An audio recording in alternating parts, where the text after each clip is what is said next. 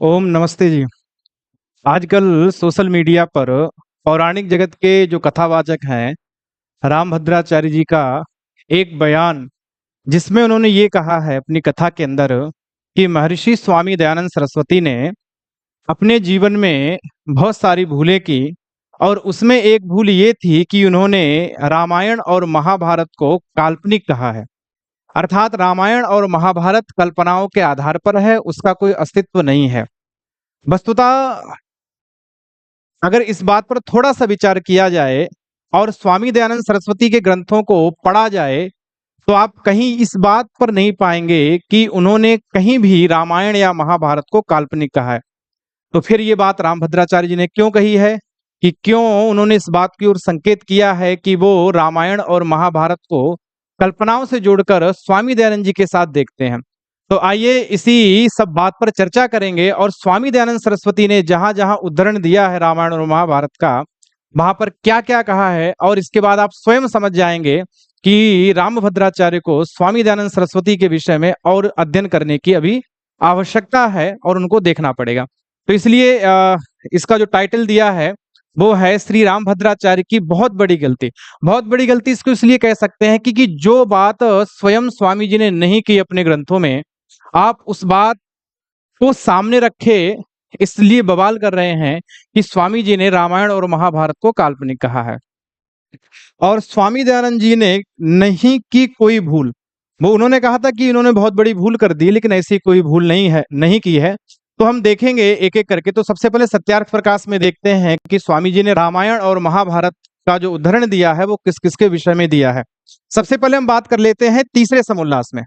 स्वामी जी ने तीसरे समुल्लास में सत्यार्थ प्रकाश के जहां पठन पाठन की व्यवस्था दे रखी है कि किस प्रकार से पठन पाठन होना चाहिए, तो उस पठन पाठन की प्रक्रिया में उन्होंने रामायण और महाभारत को भी उद्धृत किया है। उन्होंने कहा है, ये कुछ पंक्तियां सत्यार्थ प्रकाश के इस तीसरे समुल्लास से ही हैं, जहां उन्होंने इस बात को कहा है कि तत्पश्चात मनुस्मृति वाल्मीकि रामायण और महाभारत। दो शब्द हैं, वाल्मीकि रामायण और महाभारत। आप दोनों चीजों को देखेंगे, वो स्वयं इस बात को स्वीकार कर रहे हैं कि जहां आर्ष पाठ विधि का पठन पाठन होता हो, उस पठन पाठन की श्रृंखला में रामायण को भी पढ़ाया जाए और महाभारत को भी पढ़ाया जाए।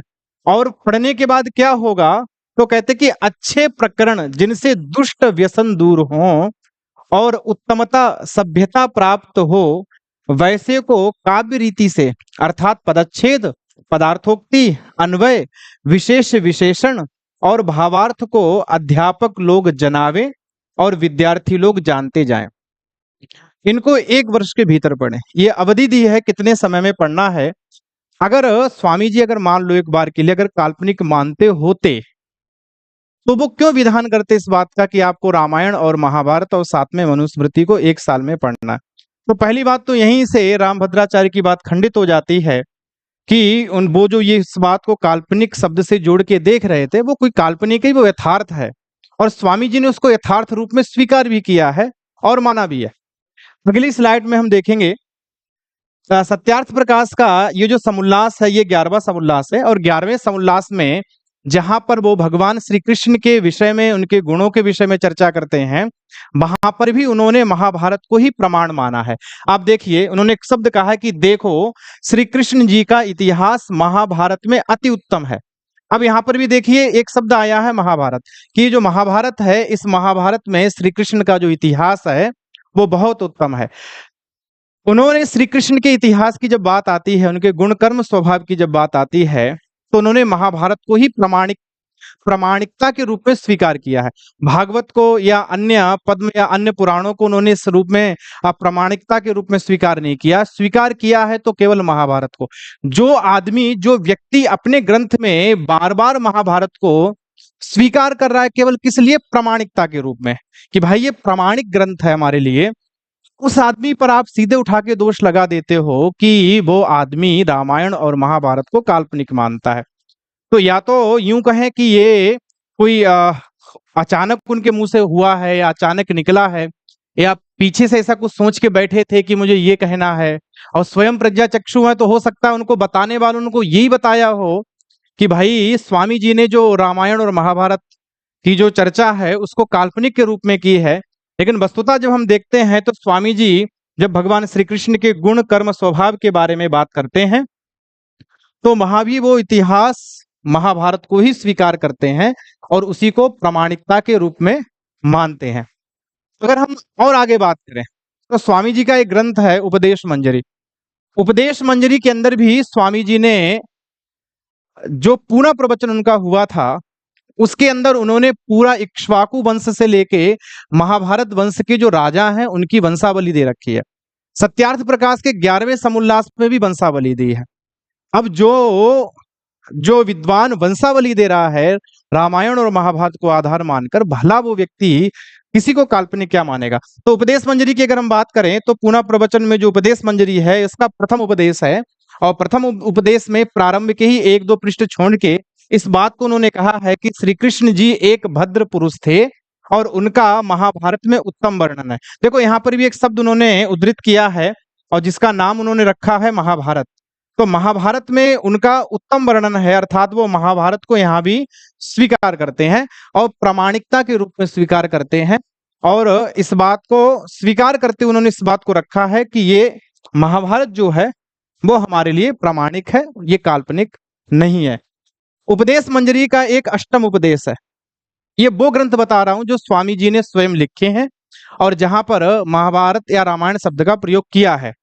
देखिए उन्होंने उपदेश मंजरी के ये अष्टम उपदेश में एक बात रखी है, वो यहाँ भगवान राम के बारे में चर्चा कर रहे हैं। ठीक है, मैंने पहले ही कहा था कि इक्ष्वाकु वंश में जो राजा हुए उनके बारे में उन्होंने विस्तार से जो उनका 8वां प्रवचन जो उपदेश होता है और जो लगातार 7-8 उपदेश 8वें के बाद जो हुए हैं जो जो इतिहास परक हैं उसमें वो कहते हैं कि इसके अनंतर भरत कुल में अनेक राजा होते रहे। ठीक है, और इसी कारण उस समय से आर्यावर्त का नाम भारतवर्ष हो गया। तदनंतर राम राजा से रघु राजा बड़े थे और रघु पीछे राजा राम हुए, इनका रावण से युद्ध हुआ। ये राम भगवान राम के बारे में चर्चा हो रही है कि रावण से युद्ध हुआ और इनका इतिहास रामायण में वर्णन किया गया है। इतिहास कहाँ किया गया है वर्णन? तो रामायण में, अर्थात रामायण को भी प्रामाणिक मान रहे हैं। भाई रामायण में इतिहास का वर्णन है तो रामायण को स्वीकार कर रहे हैं और उसको एक आर्ष ग्रंथ के रूप में देख रहे हैं। इसके बाद कहते हैं कि ऐसे वीर पराक्रमी बुद्धिमान विद्वान वैद्य और न्यायकारी राजा लोग आर्यावर्त में हुए। उस समय आर्यावर्त में प्रत्येक स्थान पर बड़ी भारी उन्नति हुई। अर्थात ऐसे ऐसे राजा रघु जैसे राजा राम जैसे जब राजा हुए तो आर्यावर्त में हर एक प्रत्येक क्षेत्र में, चाहे वो सामाजिक क्षेत्र हो, आर्थिक क्षेत्र हो, राजनीतिक हो, धार्मिक हो, कोई भी क्षेत्र हो, हर एक क्षेत्र में बहुत अच्छी उन्नति हुई है। तो ये जो उदाहरण दिया है इसका आधार क्या है? रामायण है। जब रामायण और महाभारत दोनों को आप आधार मानते हो तो हम इस बात को कैसे नकार सकते हैं कि वो काल्पनिक मानते हैं। एक बात वो फिर एक बात कहते हैं, ये तो मैंने कल्पना वाली बात आपके सामने रखी। वो ये कहते हैं, उन्होंने अपने ही उस प्रवचन में कहा है कि मैं स्वामी जी कहते हैं कि स्वामी दयानंद जी का मानना ऐसा है कि रामायण या राम का और कृष्ण का जो इतिहास है या जो वर्णन है वो वेदों में नहीं है। और वो ये कहते हैं कि मैं अगर मुझे वेद के एक एक मंत्र में राम का जो है वो कथा का बीज दिखाई पड़ता है, अर्थात वेद में जो मंत्र हैं उन मंत्रों में राम कथा का बीज दिखाई पड़ता है। अब यहाँ से दो बातें समझने वाली हैं। एक बात समझने वाली ये है कि देखो वेद का जो समय है, वेदों का जो काल है, आप अगर वेदों की काल की गणना की हम बात करेंगे तो हमारी भारतीय परंपरा में, सनातन की परंपरा में वेद को अपौरुषेय स्वीकार किया गया है। अपौरुषेय मतलब जो किसी व्यक्ति के द्वारा लिखा गया ना हो, अर्थात ऋषियों के द्वारा लिखा गया ना हो, वो अपौरुषेय है और उसको क्या माना गया है? अपौरुषेय माना गया है वेद को। मीमांसा दर्शन का एक प्रकरण ग्रंथ है जिसका नाम है अर्थ संग्रह। अर्थ संग्रह में जब वेद की बात आती कि वेद क्या है तो कहते अपौरुषेयम वाक्यम वेद, अर्थात वेद क्या है? तो जो अपौरुषेय वाक्य है उसको वेद स्वीकार किया गया। इसी प्रकार से यजुर्वेद में और ऋग्वेद में जब वेद की उत्पत्ति के विषय में बात आती है तो एक मंत्र मिलता है कि तस्मात् यज्ञात् सर्वहुता ऋचा सामानी जज्जिरें छंदांसी जज्जिरें तस्मात यजुस तस्मात अजायता। ये मंत्र मिलता है और ये इस बात पर संकेत देता है कि उस सर्वहुत यज्ञ स्वरूप ब्रह्म से क्या उत्पन्न हुआ। तो कहते हैं ऋग्वेद उत्पन्न हुआ, सामवेद उत्पन्न हुआ, यजुर्वेद उत्पन्न हुआ और अथर्ववेद उत्पन्न हुआ। चारों के चारों वेदों की उत्पत्ति हुई है।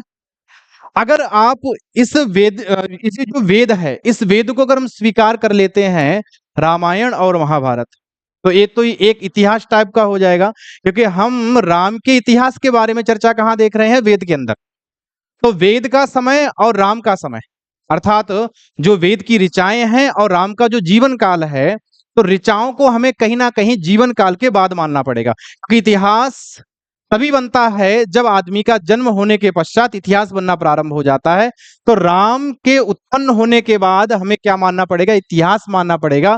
किसमें, वेद में, क्योंकि उन्हें तो भाई राम भद्राचार्य जी का कहना है, उन्हें प्रत्येक वेद मंत्र के अंदर राम कथा का बीज दिखाई पड़ता। तो बीज तो तभी दिखाई पड़ेगा ना जब राम का जन्म हो चुका होगा, ठीक है।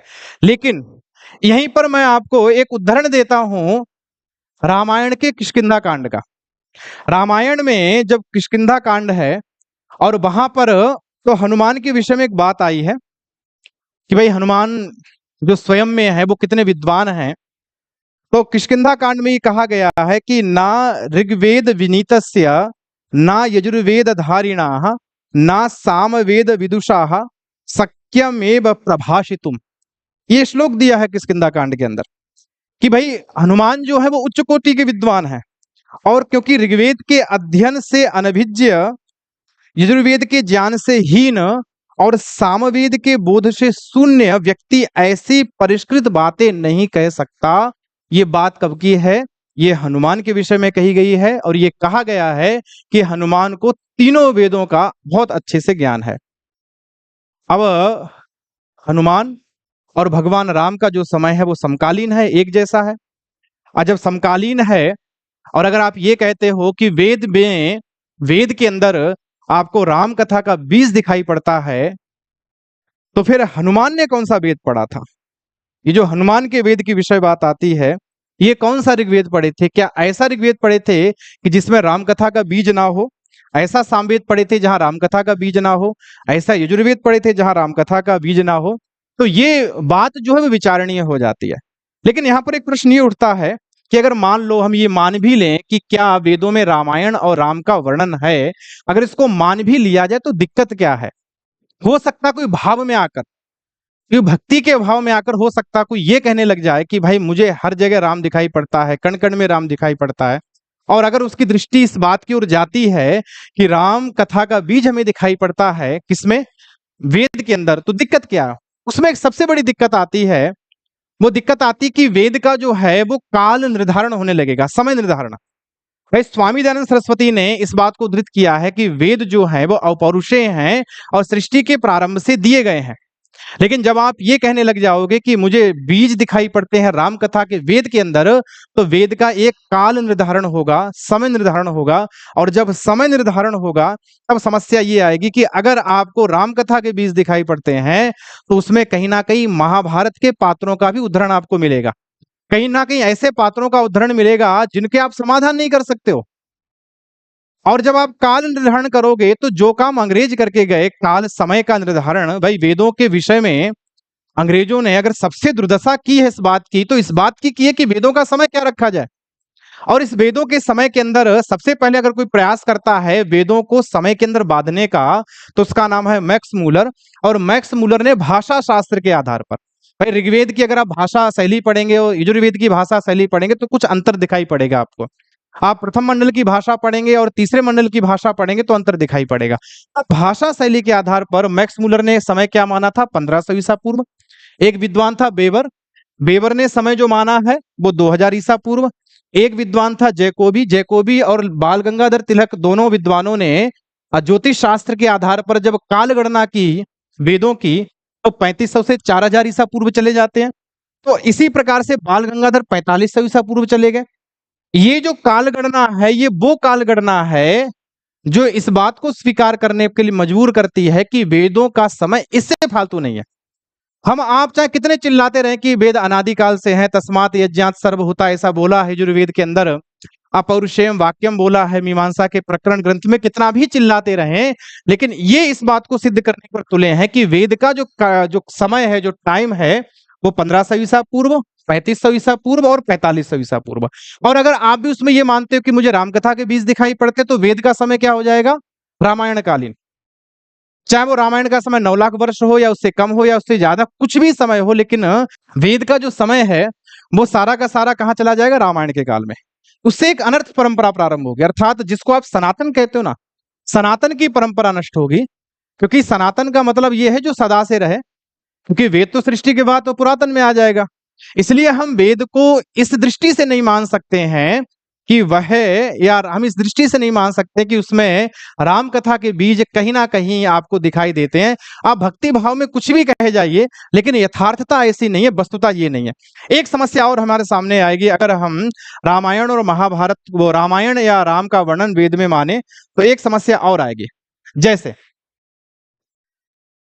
अगर राम का ही वर्णन मानेंगे, तो फिर जो अन्य वैष्णव हैं, शैव हैं, ठीक है, उनके लिए समस्या आएगी। वो ये कहेंगे नहीं, मुझे भी कहीं ना कहीं कृष्ण से संबंधित कुछ ना कुछ बीज दिखाई पड़ता है, भाई मुझे भी भगवान शिव से संबंधित कुछ ना कुछ बीज दिखाई पड़ता है। और मैं तो ये कहता हूं कि भाई अगर आपको राम का वर्णन दिखाई पड़ता, राम भद्राचार्य ने एक मंत्र बोला था 10वें मंडल का, भद्रो भद्रया जो मंत्र है, और उसमें जो अंतिम पद है रामम अस्थात, रामम अस्थात जो मंत्र है, ठीक है, तो वहां रामम शब्द को देखकर वो ये कहते, देखो इसमें राम का वर्णन है, राम के विषय में सारी की सारी जानकारी है, चर्चा है। तो ऐसे ही ऋग्वेद में एक मंत्र आता है 10वें मंडल में, 10वें मंडल में ये मंत्र है, और ये है यद देवापि ही शांतनवे पौरोहितो होत्राय वृताः कृपान दिधेत देवश्रुतम वृष्टिवनिम। और आगे नहीं जाना, हमें दो पात्र पकड़ने हैं, एक का नाम है देवापि और एक का नाम है देवापी और एक का नाम है शांतनु। दोनों पात्र महाभारत के हैं। भाई महाभारत में दो पात्र थे, एक थे देवापी और एक थे शांतनु। ठीक है, अब देवापी और शांतनु आपस में भ्राता भ्राता थे, भाई भाई थे। शांतनु ने देवापी को राज्य से बाहर किया, स्वयं राज्य किया था। तो निरुक्तकार ने इसकी चर्चा की है। निरुक्तकार कहते हैं कि उनके राज्य में 12 वर्ष बारिश नहीं हुई। तो उन्होंने, तब लोगों ने कहा कि भाई आपने अपने भाई को बाहर निकाला है, इसलिए आप उनको बुलाओ, यज्ञ कराओ, तब बारिश होगी। ऐसी एक चर्चा हमें मिलती है पुराणों के अंदर, महाभारत के अंदर। अब आप देखिए, ये मंत्र कहाँ का है? ऋग्वेद का। ऋग्वेद के मंत्र में भी किसका नाम है? देवापी और शांतनु। यहाँ पर भी किसका नाम है? पौरोहित। यहाँ पर भी किसका नाम है? वृष्टिवनिम। भाई शब्द आ रहे हैं। अब क्या हम इस बात को स्वीकार कर लें कि वेद का जो समय है वो महाभारत है? भाई रामायण के बाद तो महाभारत हुआ है, रामायण का काल पहले है। तो क्या इन दोनों शब्दों को देखने के बाद, देवापी और शांतनु, इन दोनों शब्दों को देखने के बाद क्या हम इस बात को स्वीकार कर लें कि महाभारत काल ही वेदों का काल है? तो फिर तो बड़ा अनर्थ होगा। आप राम को देखकर कहोगे कि रामायण का समय है, अगर मुझे ये महाभारत के पद दिखाई पड़ रहे हैं तो मैं महाभारत मान लूं। अगले व्यक्ति को पुरुरवा और उर्वशी का संवाद दिखाई पड़ेगा तो वो अन्य समय मान लेगा। एक व्यक्ति को अगस्त और शांतनु का संवाद दिखाई पड़ेगा, अगस्त और इंद्र का, वो एक अलग समय मानेगा। एक व्यक्ति को शर्मा और पानी का संवाद दिखाई पड़ेगा, वो अलग समय मानेगा। एक व्यक्ति को विश्वामित्र नदियों का संवाद दिखाई पड़ेगा, वो अलग समय मानेगा। एक व्यक्ति को यम और यमी का संवाद दिखाई पड़ेगा, वो अलग समय मानेगा। बताओ कितने समय आप रखोगे वेद के? और इतने समय में ये जो वेद है ये स्वयं में वेद ना रखकर केवल कथा और कहानियों का स्थान रह जाएगा, इससे ज्यादा कुछ नहीं होगा। बल्कि वेद को हम अपनी परंपरा का सबसे उच्च स्थान मानते हैं कि वैदिक परंपरा का, सनातन परंपरा का अगर कोई उच्च स्थान है तो वो वेद है। तो इस शब्द से आधार पर मैं फिर वहीं आता हूं, इन शब्दों के आधार पर, देवापी और शांतनु के आधार पर अगर हम वेदों को महाभारत में ले गए तो आप इस बात को मना नहीं कर सकते हो, रोक नहीं सकते हो। और इतना ही नहीं, भाई आपको दिखाई पड़ रहा है राम का बीज, अगले को दिखाई पड़ रहा है महाभारत का बीज, इसमें अंतर क्या है? आप किस हेतु से सामने वाले को रोकेंगे? और एक समस्या और आएगी। एक समस्या ये है, यजुर्वेद के 40वें अध्याय में ईशा शब्द का प्रयोग होता है, और हो सकता कोई व्यक्ति भाई करने वाला क्या नहीं करता। ईशावास्यमिदं सर्वम मंत्र बोल के कहेगा कि भाई ईशावास्यम, ये जो सारा का सारा वास्यम रहने योग्य जो दिखाई पड़ता, इदम सर्वम, ये सब ईसा ईसा के द्वारा रखा गया है, बनाया गया, या ईसा के द्वारा। अब वो कहने लग जाए देखो यहाँ पर ईसा मसीह का नाम है, अब ईसा मसीह का नाम है तो उसे ईसा ईसा ही दिखाने लगे जाएगा, अपनी बुद्धि और तर्क के हिसाब से सब जगह ईसा ईसा सिद्ध करने की कोशिश करेगा। और जाकिर नायक का तो नाम हमने सुना ही है। जाकिर नायक ने जब वेद मंत्रों की बात आई थी तो उसने सत मदीना श्याम सरदा सतम, भाई मदीना शब्द की बात हुई थी और बड़ा विरोध भी हुआ था उसका। तो उस आदमी को क्या दिखाई पड़ रहा है? मदीना दिखाई पड़ रहा है। भाई मदीना में 100 वर्ष तक रहें, 100 वर्ष तक मदीना में जिए, 100 वर्ष तक मदीना में खाएं। किन आधार पर, किन आधार पर हम इस बात का विरोध करेंगे कि वेद में मदीना नहीं है, वेद में ईसा नहीं है। आपने जो रामम शब्द का प्रयोग किया वो वास्तव में राम के लिए नहीं है। आपने जो शांतनु और देवापी का प्रयोग किया वो शांतनु देवापी, वो शांतनु देवापी नहीं है। कुछ तो करना पड़ेगा ना, वरना ये जो वेद है जिसको हम अपनी संस्कृति का आधार मानते हैं, एक रामायण काल मानेगा, एक महाभारत काल मानेगा, एक पुराण काल मानेगा, एक अन्य काल मानेगा, और ये जो वेद है ये स्वयं में वेद ना रहकर कहीं का ईंट कहीं का रोड़ा, भानवती ने कुनवा जोड़ा वाली पूरी बात हो जाएगी। इसी प्रकार से वेद में एक वर्णन और हमें मिलता है जहां पर बताया गया है कृष्णाया पुत्रो अर्जुनो, एक शब्द मिलता है, ठीक है भाई। रामभद्राचार्य ने भद्रो भद्रया दो शब्द से, भद्रो भद्रया, तो भद्रो का अर्थ किया राम और भद्रया का अर्थ किया सीता, ठीक है। यहां तो स्वयं कृष्णा शब्द का प्रयोग किया गया, कृष्णा, और महाभारत में कृष्णा शब्द का प्रयोग होता है द्रौपदी के लिए। अब यहां पर कहा गया कृष्णाया पुत्र अर्जुना, षष्ठी विभक्ति का रूप है कि कृष्णा का जो पुत्र है वो कौन है? अर्जुन है। सीधी सी बात है, कृष्णा द्रौपदी का पुत्र कौन है? अर्जुन है। ये दोनों पात्र भी कहाँ के हैं? महाभारत के हैं।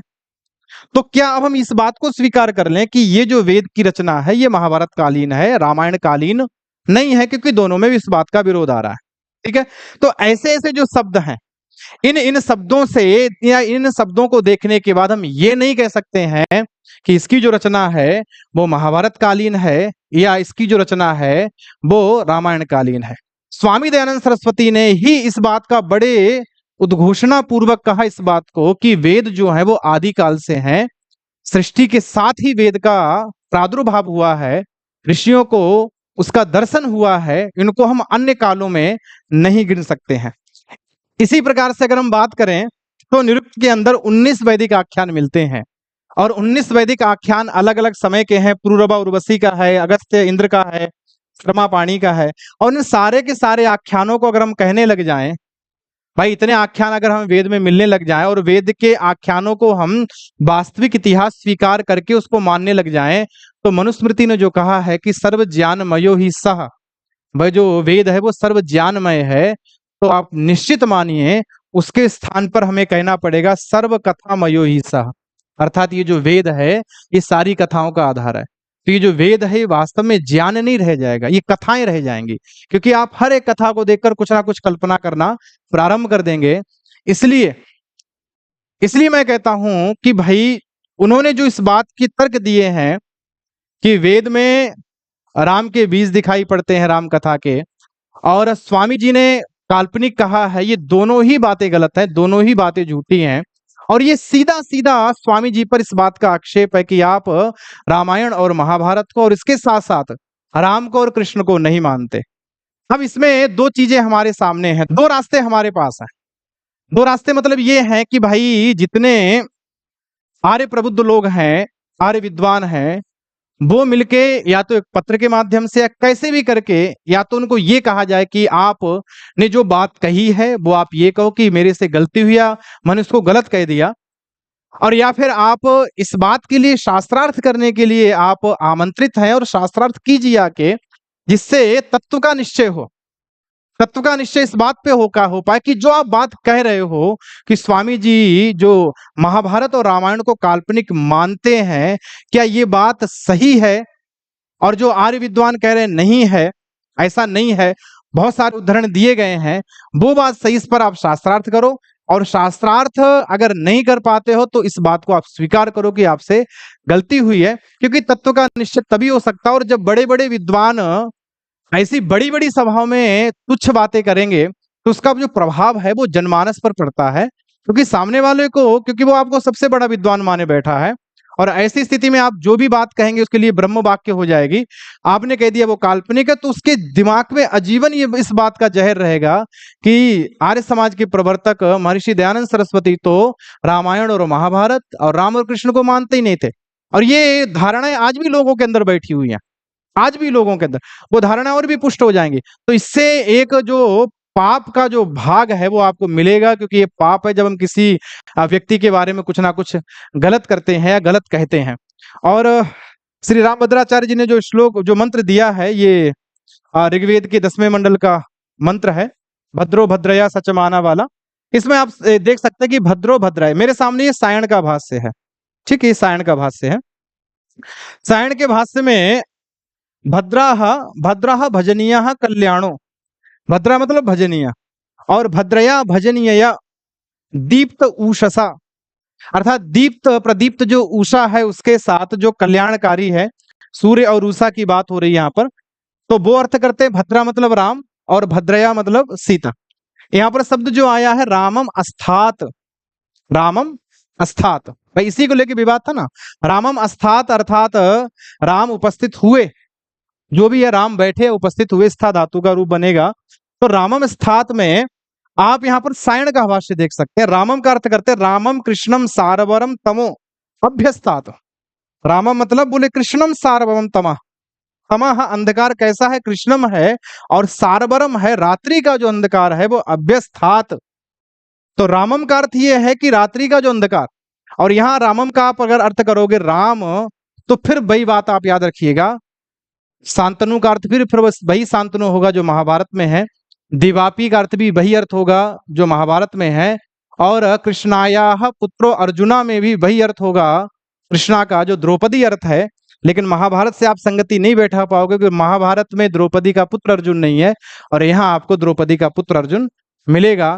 तो प्रबुद्ध जनों को या जिसके पास ये वीडियो जाए थोड़ा सा चिंतन करें, समझें, और बात को जहां जहां मैंने उदाहरण दिए उनको आप देखिएगा, पूरी बात स्पष्ट हो जाएगी। और बड़े बड़े विद्वानों को केवल अपनी कुंठा को शांत करने के लिए ऐसी ऐसी बातों से बचना चाहिए। या तो आप पूरा अच्छे से स्वाध्याय करें, तब आप उसके बारे में कुछ बोलें, और बिना कुछ जाने बिना कुछ माने बोलने लग जाएंगे तो ये केवल आपकी निंदा और आप उपहास के पात्र होंगे, और इससे ज्यादा कुछ नहीं। तो इसको फिर यहीं रखते हैं। सभी को नमस्ते।